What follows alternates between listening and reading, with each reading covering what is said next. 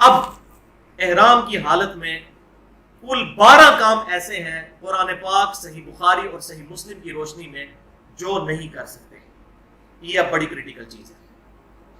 Number 1 میں تیزی سے کور کروں گا تاکہ ہمارا یہ لیکچر مکمل ہو جائے. مردوں کے لیے سلا ہوا کپڑا پہننا، شلوار، قمیض یا پاجامہ، یہ پہننا منع ہے.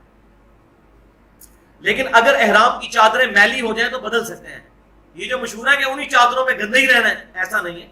چادر آپ کوئی اور باندھ لیں، اس کو کھول دیں. یہ نہیں کہ وہی کپڑے باندھ کے رکھنے ہیں، وہ کپڑے اس طرح کے ہونے چاہیے. آپ بے شک 3 چادریں بدلیں. اور تولیے والا احرام ہو تو سردیوں میں ذرا آسانی رہتی ہے، ٹھنڈ سے بھی بچت ہو جاتی ہے. اور رات کو سوتے وقت صرف چہرے کے اوپر کپڑا نہ ہو، باقی پورے جسم کے اوپر کمبل وغیرہ بھی اوڑھا جا سکتا ہے، اس میں کوئی حرج نہیں. نمبر 2 سر پر ٹوپی، کپڑا، پگڑی یعنی امامہ وغیرہ یہ نہیں باندھ سکتے. یہ حج کا پروٹوکول ہے احرام میں اور عمرے کا. نمبر 3 جسم یا کپڑوں پر خوشبو لگانا، یہ کام نہیں کر سکتے. لیکن صحیح مسلم میں حدیث موجود ہے کہ نہا سکتے ہیں. یہ جو مشہور ہے کہ نہا ہی نہیں سکتے، گندے ہی رہیں، ایسی کوئی بات نہیں.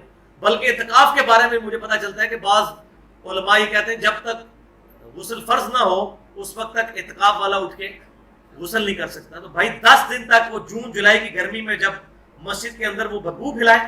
ایک طرف تو بخاری اور مسلم کی حدیث ہے کہ جو شخص پیاز کھائے وہ مسجد میں نہ آئے جب تک صفائی نہ کرے. اور بخاری اور مسلم کی حدیث ہے آپ صلی اللہ علیہ وسلم نے حکم فرمایا تھا کہ کوئی بندہ غسل کیے بغیر جمعے کی نماز پڑھنے نہ آئے کہ کوئی بدبو آتی تھی. تو یہ کہیں نہیں لکھا ہوا، وہ غسل کر سکتا ہے. ویسے بھی وہ فنائے مسجد بھی مسجد کے اندر شامل ہے، مسجد کی باؤنڈری کے اندر غسل خانے ہوتے ہیں، ادھر جانے سے کوئی اعتکاف ٹوٹا نہیں جاتا. تو احرام کی حالت میں بھی نہا سکتے ہیں. صابن بھی استعمال کر سکتے ہیں لیکن بغیر خوشبو والا صابن نہ ہو.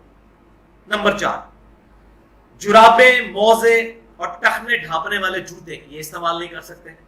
نمبر 5 نکاح نہیں کر سکتے احرام کی حالت میں، نہ نکاح کا پیغام دے سکتے ہیں. نمبر 6 خشکی کا کوئی جانور شکار نہیں کر سکتے.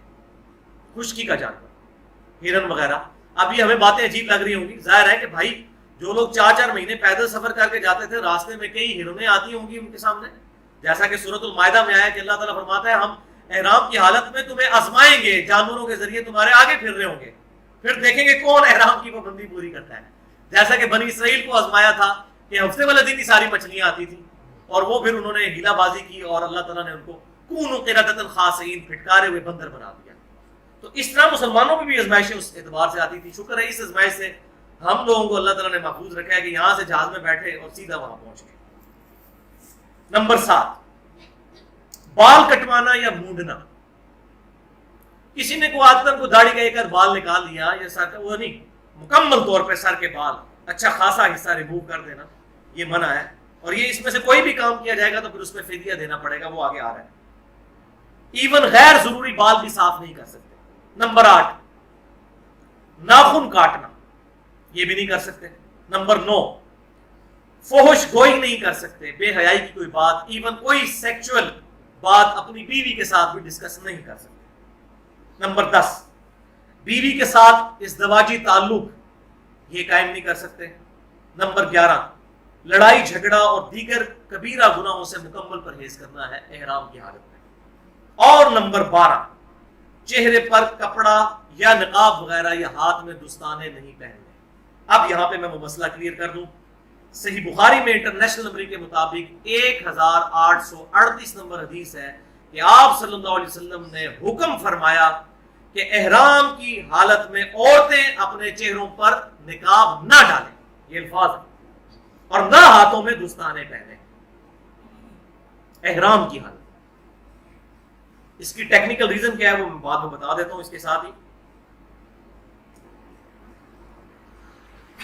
ظاہر ہے کہ اتنا بڑا مجمع اور رش ہوتا ہے، اس میں اگر اس طریقے سے نقاب شروع کروایا جائے تو لوگوں کے لیے بڑی پرابلم کھڑی ہو جائے. تو اللہ تعالیٰ نے آسانی دی ہے اور دوسری طرف آزمائش بھی رکھی ہے کہ نگاہوں کی حفاظت کرنی ہے.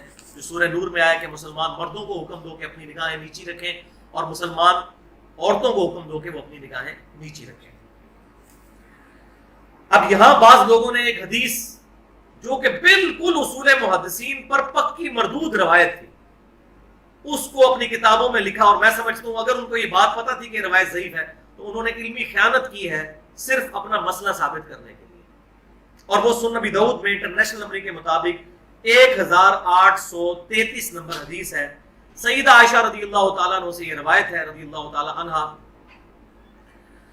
کہ ہم لوگ احرام کی حالت میں تھے. جب قافلے ہمارے پاس سے گزرتے تھے تو چونکہ ہمارے چہرے ننگے ہوتے تھے تو ہم قافلوں سے پردہ کرنے کے لیے اپنے چہروں کے آگے چادروں کو لٹکا لیا کرتے تھے گھونگھٹ کے طور پر.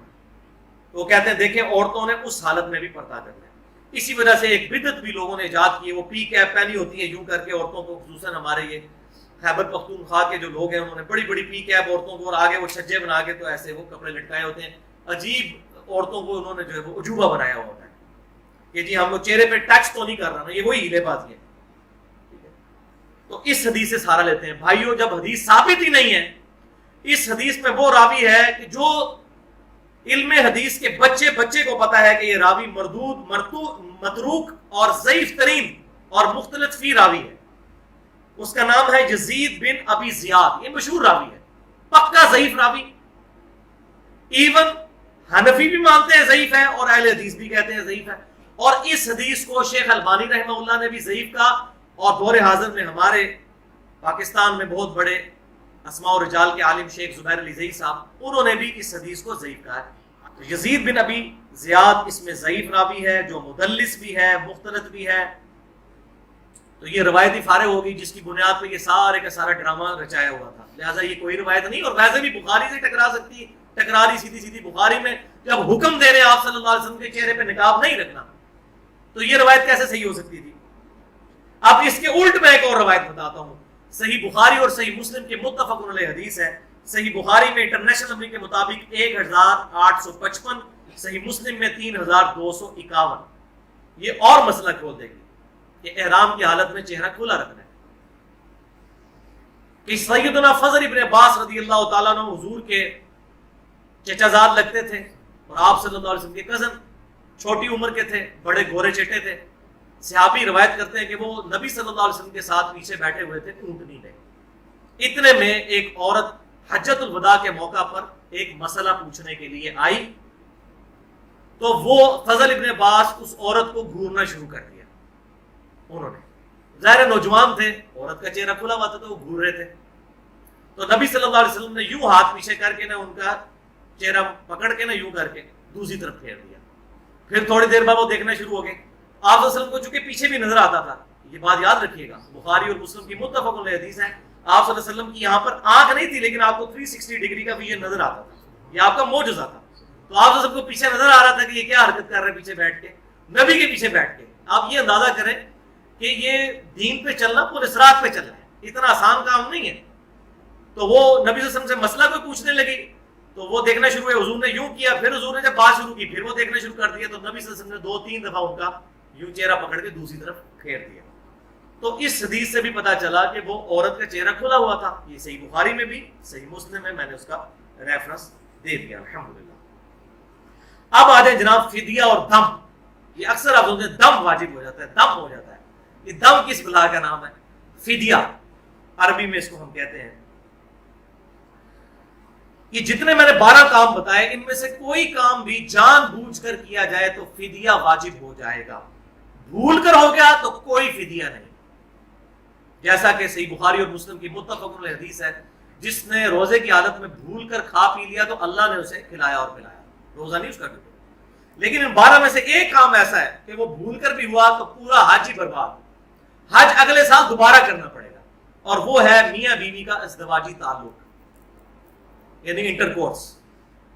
اور ظاہر یہ اتنا عجیب و غریب کام ہے کہ یہ بھول کے تو نہیں ہو سکتا, یہ تو امپاسبل ہے, یہ جان بوجھ کے ہی ہو. تو باقی سارے معاملات جو ہیں وہ بھول کے ہو سکتے ہیں.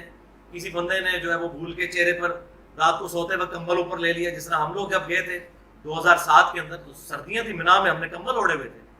تو بعض اوقات ایسے ہو جاتا تھا کہ رات کو نیند کی حالت میں اوپر ہو جاتے, دوسرا یاد کرواتا تھا بھائی نیچے کرو اسے, یہ الگ بات ہے. تو دم اور فدیہ سورۃ البقرہ کی آیت نمبر 186 میں موجود ہے, 196 میں, اور صحیح بخاری اور صحیح مسلم دونوں میں موجود ہے. بخاری میں 1814 اور صحیح مسلم میں 2881.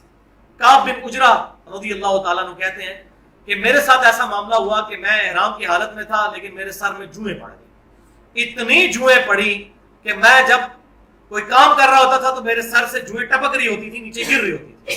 تو نبی صلی اللہ علیہ وسلم میرے پاس آئے تو میں نے ان کو شکایت کی، یا رسول اللہ علیہ وسلم میری حالت آپ دیکھ رہے ہیں اور ابھی تو بڑے دن پڑے ہیں، احرام کھولنے کے وقت جا کے کہیں سر کے بال مڑانے ہوں گے. اللہ تبارک و تعالیٰ کو اپنے اس بندے پر رحم آیا. اس وقت نبی صلی اللہ علیہ وسلم پر یہ آیات نازل ہوئی الحمدللہ. اور کتنی بڑی سعادت اس صحابی کے لیے، ان کے سوال پر آیات قرآن کی نازل ہوئی. سورۃ البقرہ آیت نمبر 196. تو آپ صلی اللہ علیہ وسلم نے ان کو فرمایا کہ اس طرح کرو، تم اپنے سر کے بال مونڈ دو، جوئیں بہت زیادہ صاف کر دو. لیکن چونکہ اب یہ تم نے کام ایسا کیا جو احرام کی حالت میں نہیں کر سکتے، مجبوراً کرنا پڑا ہے، تو اب ایک قربانی حرم کی حدود میں جا کر ایک بکری قربان کرنی ہے تم نے، اور اس کا گوشت وہیں پر غربا میں تقسیم کرنا ہے، خود نہیں کھانا. یہ وہ دوسری قربانی نہیں جو آپ خود بھی کھا سکتے ہیں. یہ دم والی قربانی جو ہے یہ آپ نے غریبوں میں ہی مال سارا اور حرم کی حدود میں دینی ہے، اور کہیں نہیں، اپنے گھر میں نہیں.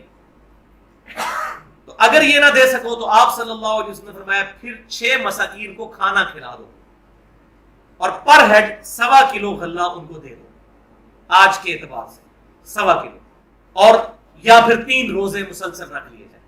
ان دونوں میں تو آپشن موجود ہے، لیکن بکری والا جو ہے اگر کوئی امیر آدمی تو اس نے بکری ہی پھر دینی ہوگی یا بکرا دینا ہوگا.